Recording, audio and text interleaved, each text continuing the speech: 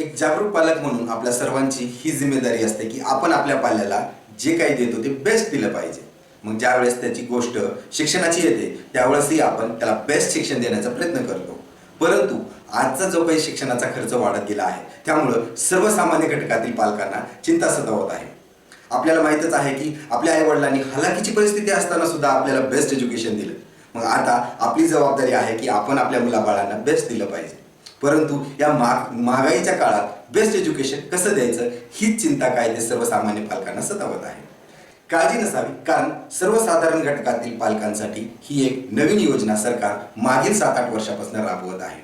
त्याचं नाव आहे RTE, right to education. तुम्ही याबद्दल ऐकलंही असेल, परंतु नेमकं यातनं प्रवेश कसा घ्यायचा, कोणती कागदपत्रे लागतात, कोण पात्र आहेत याबद्दल सर्वांनाच माहिती नसते. नमस्कार, माझं नाव आहे दत्ता चेवले. माहिती सरकारी योजना या यूट्यूब चॅनलमध्ये आपल्या सर्वांचं स्वागत आहे. मी मागील 3 वर्षापासून RTE वरती दरवर्षी व्हिडिओज बनवत आहे. माझ्या मुलाचं RTE मार्फत 2021 मध्ये ॲडमिशन केलं. त्या अनुभवावरनं आणि जे काही ॲडमिशन फॉर्म्स मी स्वतः भरलेले आहेत बरेच पालकांचे, तर प्रत्येक टप्प्यावरती म्हणजेच ॲडमिशन्स कधी ओपन होतात, फॉर्म्स कसे भरायचे, भरलेल्या फॉर्ममध्ये त्रुटी आली तर काय करायचं, त्यानंतर पडताळणी कशी होते, त्यामध्ये लॉटरी सिस्टम्स काय आहेत, लॉटरीमधनं नंबर लागल्यानंतर काय करायला लागतो, अशा वेगवेगळ्या स्टेजवरती मी व्हिडिओज हे सविस्तर बनवत आहे. त्यामुळे माझी तुम्हा पालकांना विनंती आहे की तुम्हाला जर काही इच्छा असेल की RTE मार्फत मोफत एज्युकेशन जर तुम्हाला तुमच्या पाल्याला द्यायचं असेल तर ह्या चॅनलला सबस्क्राईब नक्की करा, जेणेकरून इथून पुढे ह्या वर्षी जर तुमचं पाल्य पात्र असेल तर वेगवेगळ्या टप्प्यामध्ये तुम्हाला कोणती गोष्टीची काळजी घेतली पाहिजे याबद्दल सविस्तर माहिती तुम्हाला एकत्र उपलब्ध होईल. चला तर सुरू करूया आजचा हा व्हिडिओ. नेमकं RTE आहे तरी काय आणि यामध्ये कोण पात्र आहे आणि कसा मिळवायचा प्रवेश. शिक्षणाचा मूलभूत अधिकार म्हणजेच राईट टू एज्युकेशन या ॲक्ट अंतर्गत केंद्र सरकारने प्रत्येक शाळेत, प्रत्येक खाजगी शाळेत 25% कोटा हा राखीव ठेवला आहे सर्वसाधारण आर्थिकदृष्ट्या दुर्बल किंवा सामाजिकदृष्ट्या दुर्बल अशा पालकांच्या पाल्यासाठी. म्हणजेच काय, जर तुम्ही सर्वसाधारण म्हणजेच ओपन कॅटेगरीमध्ये असाल आणि तुमचं जर वार्षिक उत्पन्न 1 लाखाच्या पेक्षा कमी असेल तरी तुम्ही पात्र आहात.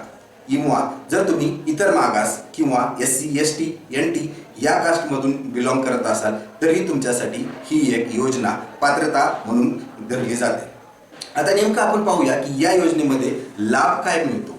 या योजनेमध्ये लाभ असा आहे की तुमचा पाल्याचं जर काय ॲडमिशन या योजनेमार्फत कुठल्याही तुमच्या जवळच्या शाळेत झाला असेल तर त्या शाळेची काही फीस असेल, कुणाची 50,000 असेल, 1 लाख असेल किंवा 2 लाख, तर ती फीस तुमची माफ केली जाते. आता यामध्येही गोंधळ असा आहे की मग ट्युशन फीस माफ होते, मग गाडीचा खर्च, कपड्याचा खर्च, पुस्तकाचा खर्च हाही माफ केला जातो का? तर तसं नाहीये. राईट टू एज्युकेशन अंतर्गत तुम्हाला फक्त शिक्षणाचं मूल्य जे काय आहे ते फ्री ऑफ कॉस्ट आहे. म्हणजेच काय, तर तुमच्या शाळेची जी काही ट्युशन फीस आहे तीच फक्त माफ केली जाणार आहे आणि त्या व्यतिरिक्त लागणारा जो खर्च आहे म्हणजे त्याचे कपडे असतील किंवा त्याचं व्हॅन असेल, तुम्ही त्याला लावणार असाल, किंवा त्याचे पुस्तकं किंवा बुक्सचा जो काही खर्च असेल तो तुम्हा पालकांना बेअर करावाच लागणार आहे.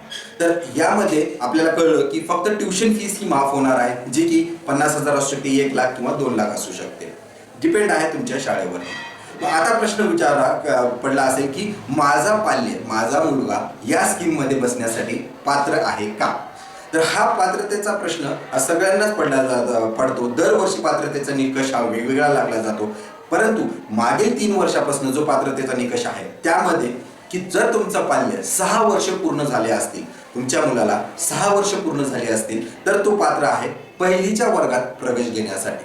RTE मार्फत जो काही प्रवेश दिला जातो तो केवळ पहिलीच्या वर्गात दिला जातो. दुसरीच्या, तिसरीच्या किंवा कुठल्याही वर्गात प्रवेश न मिळता पहिलीच्या वर्गातच तुम्हाला जर ॲडमिशन घ्यायचं असेल तरच तुम्ही RTE मार्फत फॉर्म भरू शकता. मग RTE मध्ये प्रवेश घ्यायचा पहिलीच्या वर्गात वय पाहिजे 6 वर्ष. या गोंधळात न जाता तुम्हाला सरळ साधा उदाहरण देतो की जर तुमचा पाल्य किंवा मुलगा किंवा मुलगी 2018 साली जन्मला असेल आणि जर तुम्ही येणाऱ्या शैक्षणिक वर्षात म्हणजेच येणाऱ्या वर्षात 23-24 मध्ये RTE मार्फत ॲडमिशन घेऊ इच्छिता तर तुमच्या मुलाला पात्रता म्हणून घोषित केली जाईल. म्हणजे येणाऱ्या 2023-24 मध्ये मुलगा जर 2018 साली जन्मलेला असेल, मुलगी जर 2018 साली जन्मली असेल तर ती पात्र असणार आहे येणाऱ्या शैक्षणिक वर्षामध्ये RTE मार्फत ॲडमिशन घेण्यासाठी.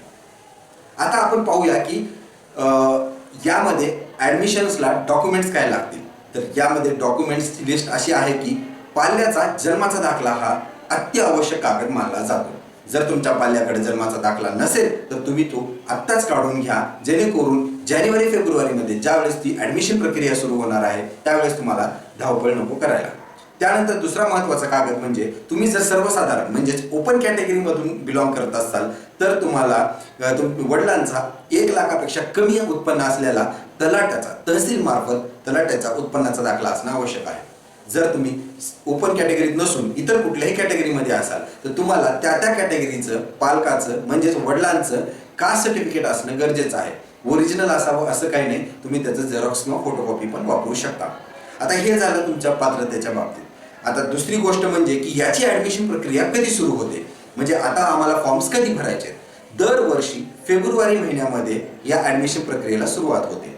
परंतु तुम्हाला आतापासूनच गाफील राहून चालणार नाही. तुम्हाला जी काही तयारी करायची आहे ती तुम्हाला ऑक्टोबर, नोव्हेंबर, डिसेंबर, जानेवारी या 4 महिन्यातच करायची आहे. जेणेकरून तुम्ही तुमचे कागदपत्र तयार ठेवाल, तुमची पात्रता तपासून घ्याल आणि मगच तुम्ही ज्यावेळेस सुरू होईल त्यावेळेस तुम्ही ऑनलाईन ॲप्लिकेशन करायचं आहे. आता मग तुम्ही म्हणाल की मग तयारी कसली करायची, हे 2 कागदपत्र हीच तयारी का, तर यामध्ये निकष असा आहे की तुम्हाला RT मार्फत जर ॲडमिशन्स हमखास मिळवायचं आहे, म्हणजे गॅरंटेड ॲडमिशन्स जर तुम्हाला मिळवायचे असतील तर त्यासाठी कुठं पैसे द्यायची गरज नाही. त्यासाठी तुम्हाला करायचं काय आहे की तुमच्या घरापासून जी शाळा 3 किलोमीटरच्या आत अंतरावरती आहे किंवा तुमच्या घरापासून 1 किलोमीटरच्या आत अंतरावरती जर शाळा असेल तर त्या शाळेत तुमचं लागण्याचे चान्सेस जास्त आहेत. त्यामुळं तुम्ही पाहून घ्या की तुमच्या घराच्या शेजारी तुम्ही जिथं राहता तिथनं शेजारी 1 किलोमीटर किंवा 2 किलोमीटर किंवा 3 किलोमीटरच्या अंतरावरती कोणती शाळा आहे का, आणि जर असेल आणि ती शाळा जर चांगली असेल, तुमची इच्छा असेल त्या शाळेत तुमच्या पाल्याला प्रवेश द्यायची, तर मग तुम्ही ती शाळा निवडू शकता.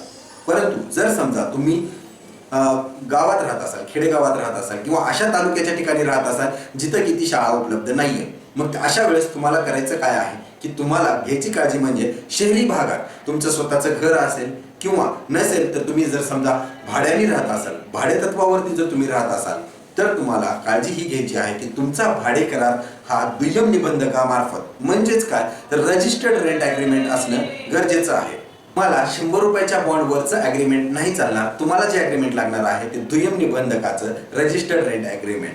जर का तुम्ही हे ॲग्रीमेंट जानेवारी महिन्याच्या अगोदर बनवून घेतलं तरच तुम्ही पात्र राहाल. फेब्रुवारीमध्ये ज्यावेळेस तुम्ही रेंट ॲग्रीमेंट किंवा लीज ॲग्रीमेंट बनवायला जाल त्यावेळेस गोंधळ उडालेला असतो आणि मग तुम्ही हे रेंट हे फक्त ॲडमिशन पुरतंच बनवलं आहे असा तोचा काय समज होऊन जातो. त्यामुळं तुम्हाला आजपासूनच जे काय ॲडमिशन जर भाडेतत्वावर करायचं असेल तर दुसरी काळजी घ्यायची म्हणजे सर्वात महत्त्वाची, भाडेतत्वावर जे राहत आहेत त्यांना लीज ॲग्रीमेंट बनवणं. तुम्हा पालकांना जर कसलेही प्रश्न तुम्हाला RT बद्दल पडले असतील तर कमेंट बॉक्समध्ये नक्की विचारा. मागील 3 वर्षाचा प्रवास ज्यामध्ये की मी प्रत्येक पालकाच्या प्रश्नाची उत्तरं देऊन त्यांचा प्रवास सोयीचा केलेला आहे. याही वर्षी आपण एकमेकांचे प्रश्नाचे उत्तरं देऊन हा प्रवास सोयीचा करू. धन्यवाद.